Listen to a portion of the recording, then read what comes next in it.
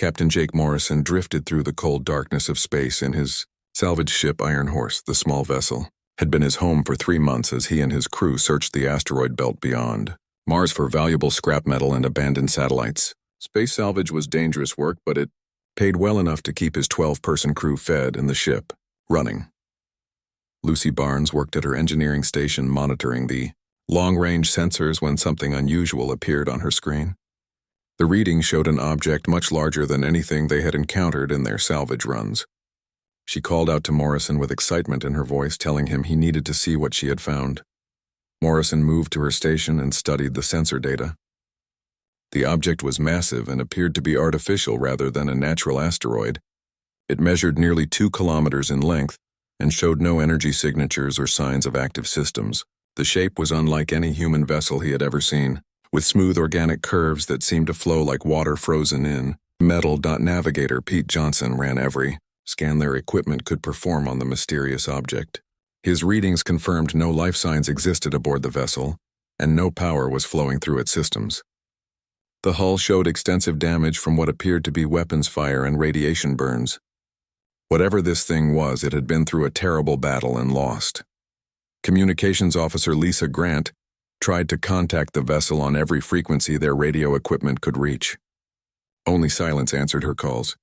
The ship appeared completely dead in space, with no crew responding to their attempts at communication. Morrison realized they might be looking at the first alien spacecraft humanity had ever encountered. The discovery sent excitement through the crew, but Morrison remained cautious. If this was truly an alien vessel, then everything about their understanding of the universe was about to change. He made the decision to board the unknown ship and investigate what they had found. The potential value of alien technology could revolutionize human civilization. Morrison selected 3 crew members to accompany him on the boarding mission. Lucy Barnes would examine any engineering systems they discovered. Pete Johnson would map the vessel and search for navigation equipment. Security Chief Dan Cooper would protect the team if they encountered any dangers aboard the alien ship. The 4 crew members suited up in their space gear and crossed from the Iron Horse to the alien vessel through a large breach in its hull. Their equipment detected atmosphere inside the ship that appeared breathable, though they kept their helmets sealed as a safety precaution. Emergency lighting still functioned in some sections, casting strange shadows on the curved walls. The interior of the ship was unlike anything from human engineering. Corridors twisted and curved in organic patterns as if the vessel had been grown rather than built. The walls were covered in symbols and writing in a script that bore no resemblance to any human language. Control panels and equipment were clearly designed for beings very different from humans. They discovered what appeared to be the bridge of the vessel, where multiple control stations surrounded a central command area. The equipment was designed for operators with 6 limbs and elongated heads, based on the size and arrangement of the control interfaces. Strange chairs or workstations suggested the alien crew had been much taller than humans. The most disturbing discovery was the crew themselves. The aliens had died at their posts during whatever battle had crippled their ship. The remains showed tall insectoid creatures with hard external shells and multiple eyes. Their bodies suggested they had fought desperately to save their vessel before succumbing to their injuries or system failures. Lucy Barnes examined the power systems and made an amazing discovery. The main reactor was offline but not destroyed. The power conduits throughout the ship remained intact and functional. With the right knowledge and equipment, the alien vessel could potentially be restored to working condition. The technology was far beyond anything humans possessed. Morrison studied the alien command center, trying to understand how such advanced beings had been defeated. The weapon damage suggested they had faced multiple attackers with superior firepower. Whatever enemy had destroyed this ship possessed military capabilities that dwarfed anything in human space.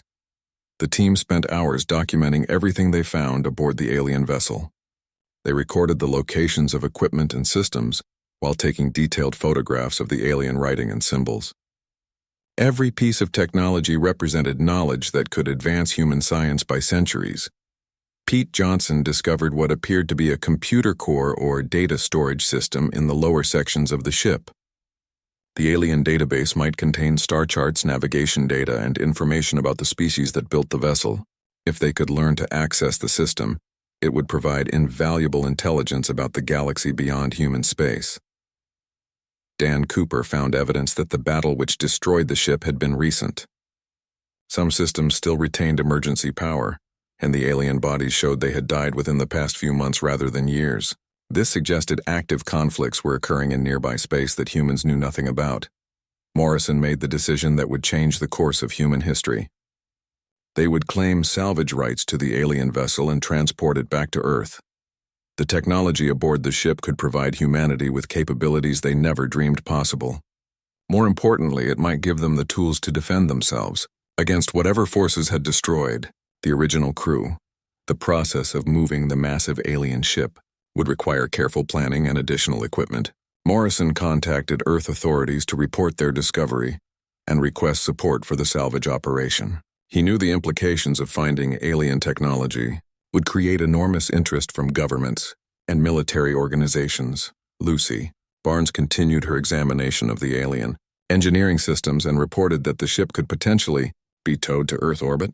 The hull remained structurally sound despite the battle damage, and the reactor could likely be restarted with proper procedures.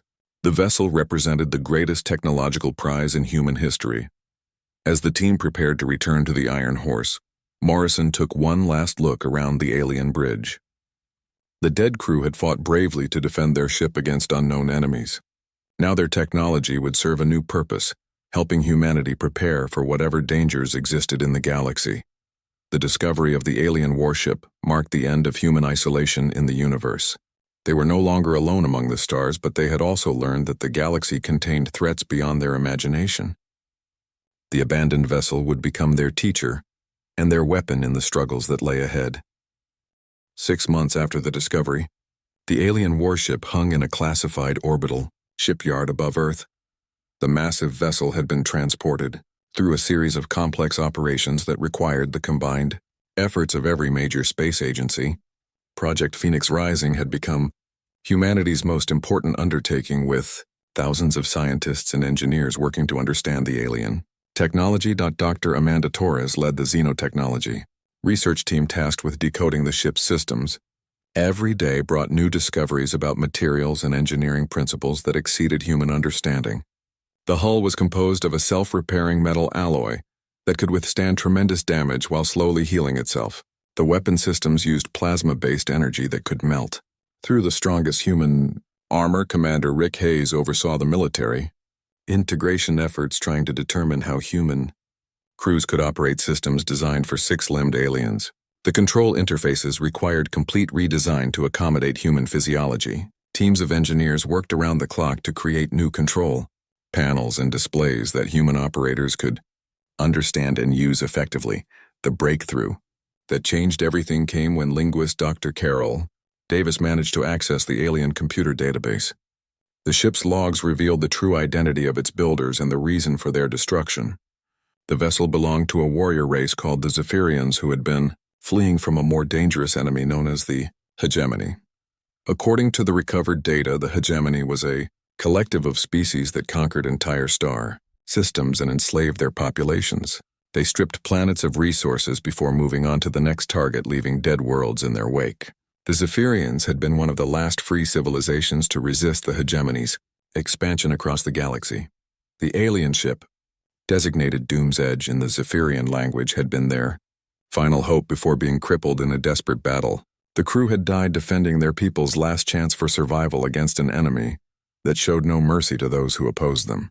Their sacrifice had bought time for Zephyrian civilians to escape to unknown destinations. Engineer Paul Martinez made the most chilling discovery deep in the ship's navigation database.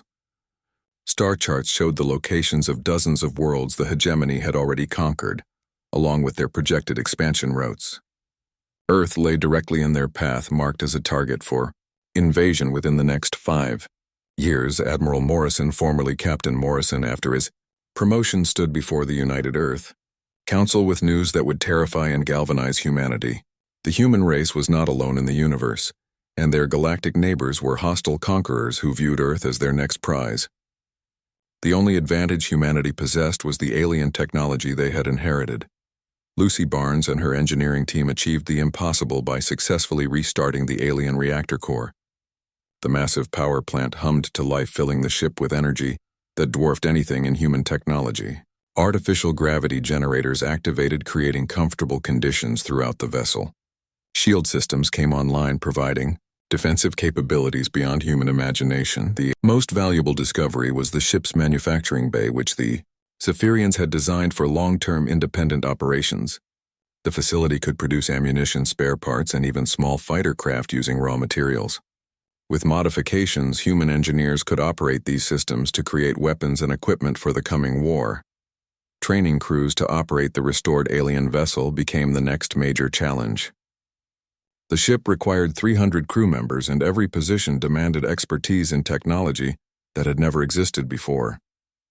Pilots had to learn three-dimensional combat in space, while gunners mastered targeting systems that could track enemies across vast distances. Dr. Torres made another crucial discovery when she successfully interfaced with the ship's artificial intelligence system.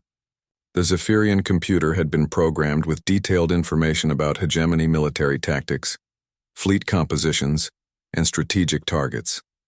The AI contained knowledge that could give humanity a fighting chance against their future invaders. The alien computer revealed that the hegemony did not expect resistance from newly discovered civilizations. Their standard procedure involved overwhelming displays of force that caused most species to surrender without fighting. They had never encountered a race that possessed advanced technology while remaining unknown to their intelligence networks. Admiral Morrison faced a critical decision about how humanity should respond to the hegemony threat. They could wait for the invasion and attempt to defend Earth with their single alien warship. Alternatively, they could take the offensive and strike at hegemony targets before the enemy knew of their existence. The ship's AI provided the answer by revealing the location of a major hegemony fleet staging area. The computer had been programmed with intelligence about enemy supply lines, communication networks, and command structures. A successful attack on the right target could disrupt hegemony operations across multiple star systems. Commander Hayes established training programs that pushed human crews to their limits as they learned to operate alien technology. The bridge required specialists who could think in ways that human brains were not naturally equipped for. Weapons officers had to master targeting systems that calculated solutions across light years of space. The Retribution, as the ship was renamed in honor of its new mission, neared operational status after months of intensive work. Human engineers had successfully integrated their technology with alien systems, creating hybrid solutions that neither species could have achieved alone. The vessel represented the best of both civilizations working together. Captain Nina Foster led the training program for the ship's fighter squadrons, learning to pilot craft that combined human design principles with Zephyrian technology. The hybrid fighters were faster and more maneuverable than anything in human or hegemony fleets. Her pilots would provide crucial support for the Retribution's combat operations. As preparations neared completion, Admiral Morrison assembled his senior staff to plan their first mission. The hegemony maintained a mining operation in the Kepler system that served as a supply hub for their expansion efforts. Destroying the facility would announce humanity's entry into the Galactic War while disrupting enemy logistics. 52. Decision to launch offensive operations represented a fundamental change in human civilization. For the first time in their history, humans would wage war among the stars, fighting for the survival of their species and the freedom of other worlds. The Retribution would carry their hopes and their determination into the darkness of space. Dr. Torres made final preparations to the ship's computer systems, ensuring that human crews could access all available Zephyrian technology. The alien AI had accepted its new operators and stood ready to assist in the coming battles. The ghost of the Zephyrian crew would guide humanity in their fight for survival. The Retribution was ready for war, carrying the dreams of two civilizations into battle against an enemy that had never known defeat. Humanity was about to announce its presence to the galaxy in the most dramatic way possible. Admiral Morrison stood on the bridge of the Retribution as it emerged from faster-than-light travel at the edge of the Kepler 442 system. 8 months of preparation and training had led to this moment when humanity would announce its presence to a hostile galaxy. The alien warship had become their sword and shield in a war they never wanted but could not avoid. The bridge crew represented the best of human space operations combined. with young prodigies who had adapted quickly to alien technology. Lieutenant Commander Susan Baker handled navigation using control surfaces that resembled living coral more than traditional metal switches. Her fingers moved with practiced precision across interfaces designed for six-limbed beings. Weapons Officer Tony Clark had spent countless hours learning to operate plasma cannons that could melt asteroids with focused energy beams. The targeting systems required thinking in 3 dimensions that human minds were not naturally equipped to handle. He had mastered the alien technology through determination and countless hours of simulation training. Sensor. Operator Ryan Woods called out the first contact. Report as his instruments detected multiple hegemony vessels in orbit around the system's 4th planet. His readings showed 12 ships of various sizes surrounding a world that had once supported a peaceful civilization. The planet now appeared as a stripped husk scarred by massive mining operations. The tactical display revealed the truth about hegemony expansion methods. The enemy fleet consisted of specialized vessels designed for planetary resource extraction rather than military combat. Mining ships worked alongside transport vessels, while a command dreadnought provided security for the operation. The Zephyrian database identified the planet's former inhabitants as the Marathi people. Morrison felt anger burning in his chest as he studied the devastated world below. This was Earth's future if humanity failed in the coming war. The hegemony showed no mercy to the civilizations they conquered, treating entire species as obstacles to be removed from valuable resources. The time for hiding in the shadows had ended. Chief Engineer Lucy Barnes monitored the ship's systems from the engineering deck, where the alien power core hummed with barely contained energy. The Zephyrian reactor fed power to weapons and defensive systems that still seemed like magic, despite months of study. Every system showed green status indicating the ship was ready for its first real combat test. The hegemony ships followed predictable patterns as they strip-mined the dead planet below. Their black hulls absorbed light, giving them a sinister appearance that matched their brutal reputation. Weapon ports glowed with malevolent energy while sensor arrays swept space for threats they did not expect to encounter. Morrison had spent weeks agonizing over this decision, knowing that opening fire would forever change humanity's relationship with the galaxy. There would be no going back once they revealed their existence to the hegemony. The enemy would learn that Earth possessed advanced technology and would respond with overwhelming force. The Admiral gave the order that would echo across the stars for generations. The Retribution's plasma cannons erupted in brilliant streams of superheated matter that traveled at significant fractions of light speed. The first salvo caught the hegemony ships, completely unprepared for attack by an unknown vessel using unfamiliar technology. 2 smaller mining ships simply vaporized under the plasma bombardment, their hulls unable to withstand weapons designed to crack planetary crusts. The remaining vessels scattered in confusion as their crews tried to understand what was attacking them. Emergency signals flooded. Hegemony communication channels carrying news of the mysterious assault. The enemy response was immediate and vicious as the surviving ships turned their weapons toward the unknown attacker. Energy beams and projectile weapons filled space with deadly fire aimed at the Retribution. The alien shields absorbed the punishment, proving superior to anything the hegemony had encountered in their conquest campaigns. Defense Coordinator Kelly Wright reported shield status as enemy weapons hammered their defenses. The Zephyrian shielding technology held firm against the concentrated attack, while automatically adjusting to counter different weapon types. Human crews watched in amazement as their inherited defenses proved more than adequate against hegemony firepower. Morrison knew that despite their technological advantages, they remained outnumbered by experienced enemy crews. The hegemony ships were beginning to coordinate their attacks, trying to overwhelm the Retribution through concentrated fire from multiple directions. It was time to demonstrate what human innovation could accomplish when combined with alien technology. The Admiral ordered the launch of fighter squadrons that represented a fusion of human and Zephyrian engineering principles.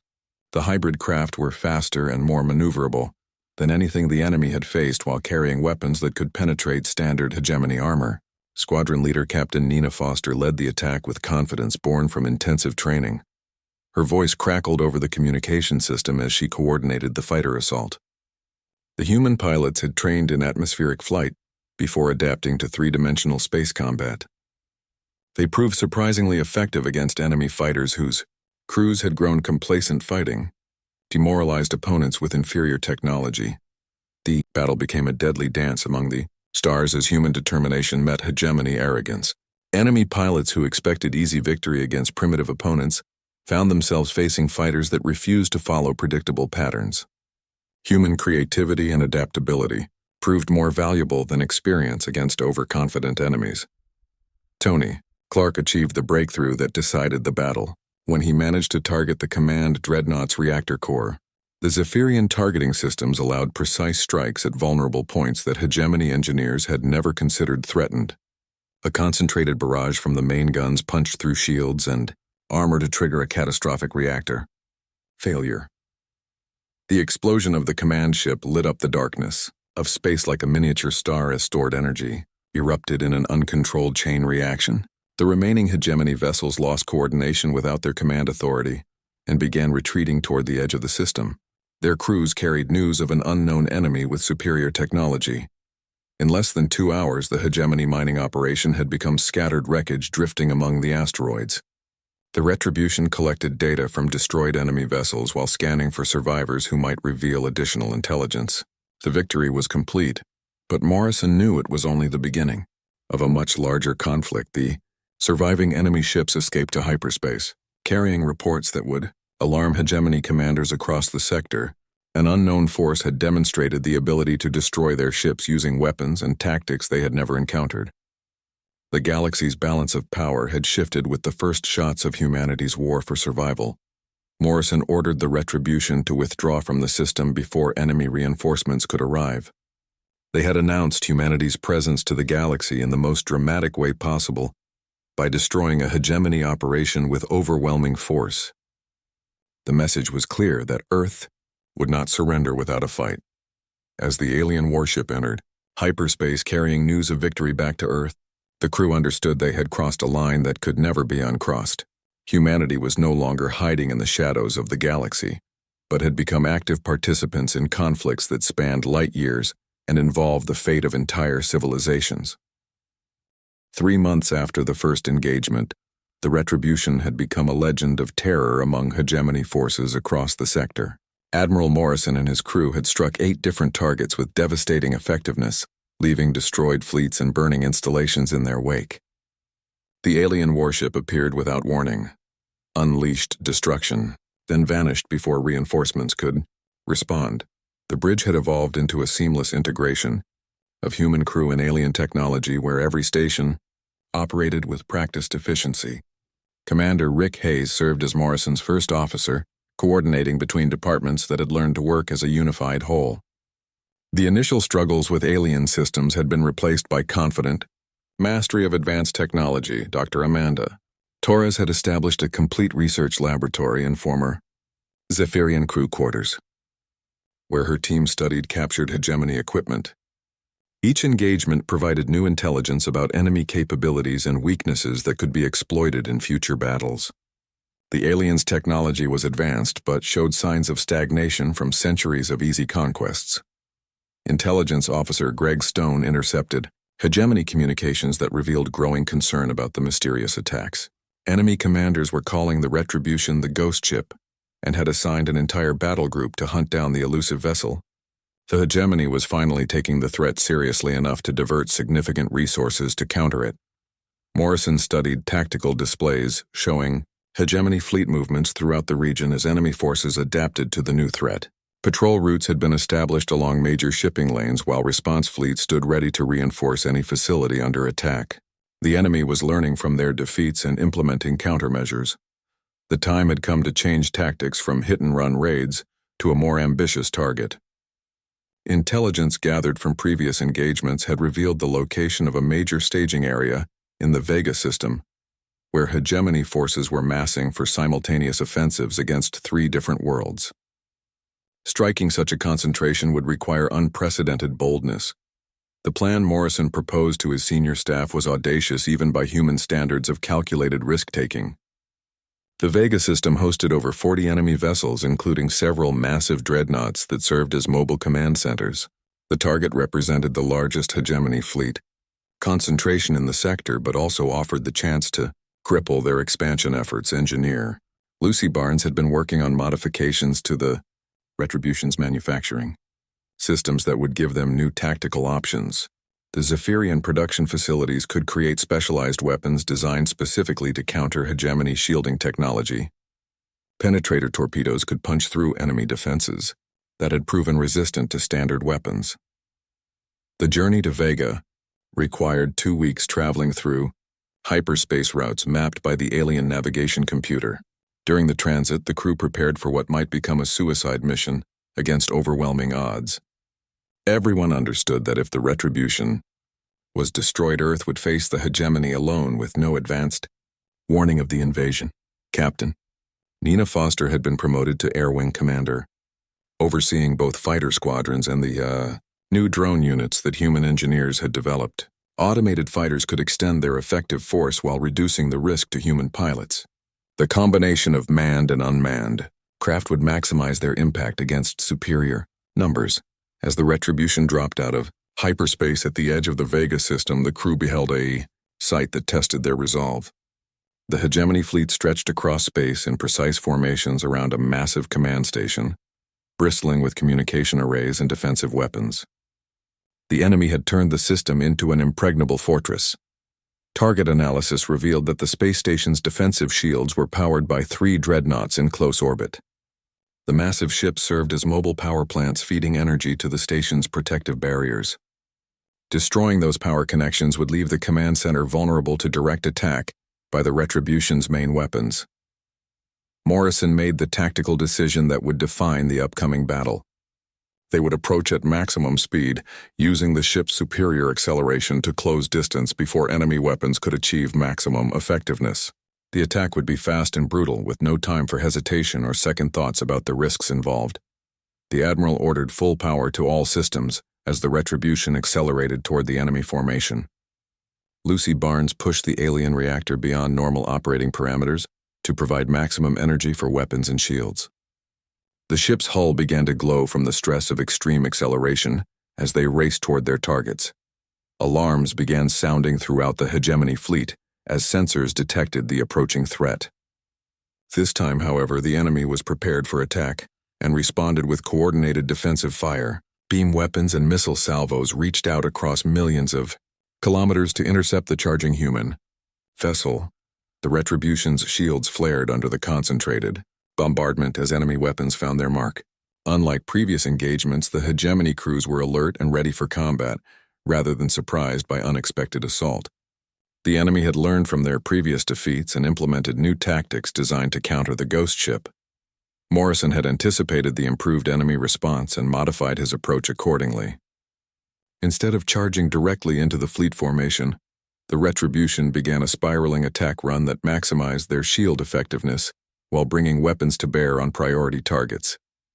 The maneuver required precise timing and perfect coordination between all departments, fighter and drone squadrons.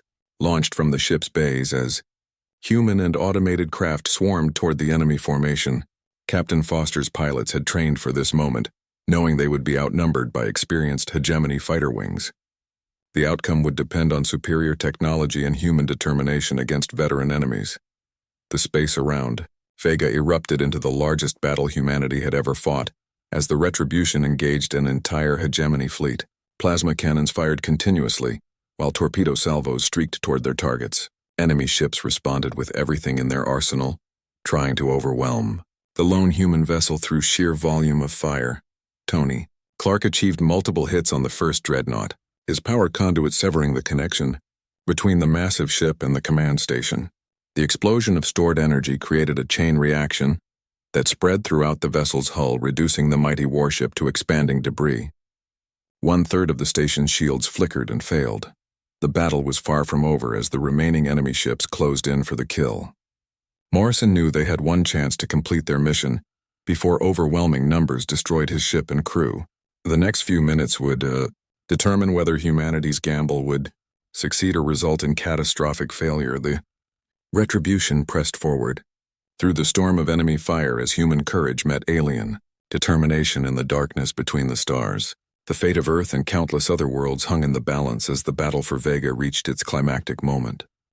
The Battle of Vega raged for 6 brutal hours as the Retribution fought against impossible odds in the largest space engagement in human history.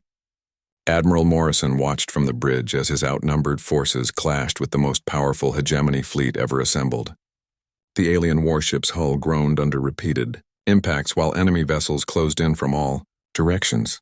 The early phases of the battle had exceeded all expectations when Captain Nina Foster's squadrons punched through the enemy defensive screen. Human fighters and automated drones swarmed around hegemony vessels, creating chaos in their formations. The Retribution exploited the confusion to target the remaining dreadnoughts powering the command station's shields. Weapons Officer Tony Clark achieved precise hits on the massive ship's power conduits, causing spectacular explosions that lit up the darkness of space. When the second and third dreadnoughts exploded, the command station's defensive barriers collapsed completely. The facility became vulnerable to the warship's devastating plasma cannons, which reduced it to molten wreckage. But hegemony commanders were experienced veterans who adapted quickly to changing circumstances. As their command structure collapsed, the surviving ships adopted a desperate new strategy of coordinated ramming attacks. Enemy vessels began suicide runs against the Retribution's shields, knowing that each impact weakened the alien defensive systems. Defense Coordinator Kelly Wright reported steadily declining shield strength as enemy ships sacrificed themselves against their barriers. The Zephyrian shielding technology was superior to anything the hegemony possessed, but it had limits that were being tested by determined enemies willing to die to destroy the ghost ship. Chief Engineer Lucy Barnes worked frantically in the engineering sections, trying to maintain power distribution and repair battle damage faster than it accumulated. The alien ship's self-repair systems helped, but they could not keep pace with the sustained punishment from multiple attackers. Hull breaches appeared on 7 different decks as enemy fire found weak points. Morrison faced an impossible tactical situation with 23 operational hegemony ships remaining against his single vessel. The enemy had sufficient firepower to destroy the Retribution through concentrated bombardment, but the Admiral had discovered something that changed the strategic picture completely. Intelligence recovered from the destroyed command station was worth any price. The captured data revealed detailed invasion plans for Earth and 12 other worlds, along with the location of the hegemony's primary fleet base. The information was too valuable to lose, but transmitting it to Earth required surviving a battle they could not win through conventional means. Morrison had to find another way to preserve the intelligence. Dr. Amanda Torres called from her laboratory with a discovery that offered one final option. Deep in the Zephyrian database, she had found reference to a weapon system called the Final Breath. The device channeled reactor overload energy through the main weapons array, creating a directed explosion that could sterilize everything within 10,000 kilometers. The implications were clear to everyone on the bridge. Using the weapon would destroy the Retribution along with every enemy ship in the area. It was the ultimate sacrifice that the Zephyrian crew had never needed to make, because they had died before activating their final resort. Morrison could save Earth by ensuring the intelligence reached home. The Admiral looked around the bridge at his crew, knowing these were Earth's finest who had volunteered for what might become a one-way mission. They had proven that humanity could stand against the galaxy's greatest threat, but victory might require the ultimate price. Morrison made a decision that would define his legacy.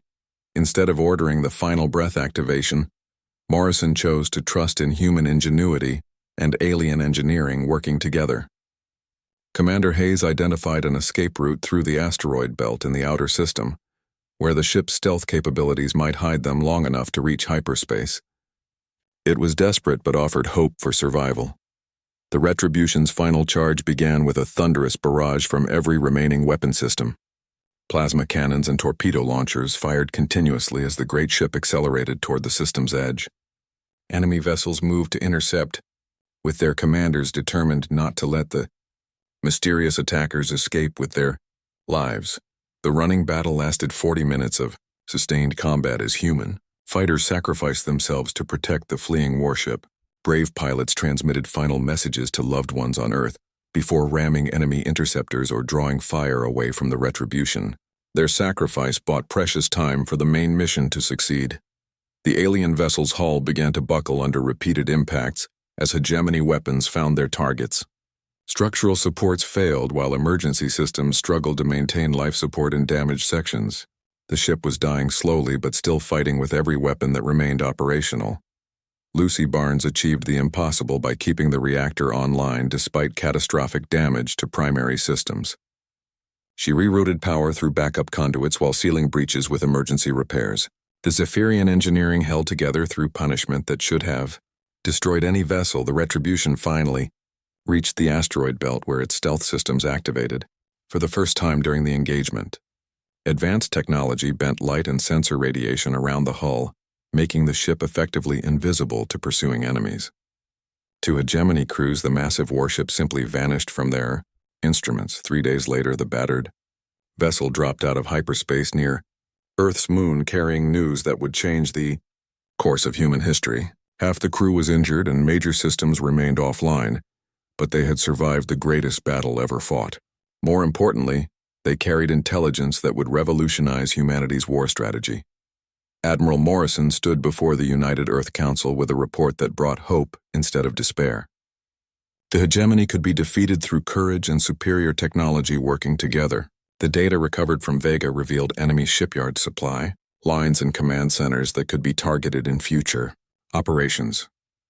The intelligence also showed that other species were already rebelling against hegemony rule, inspired by news of the ghost ship and its human crew.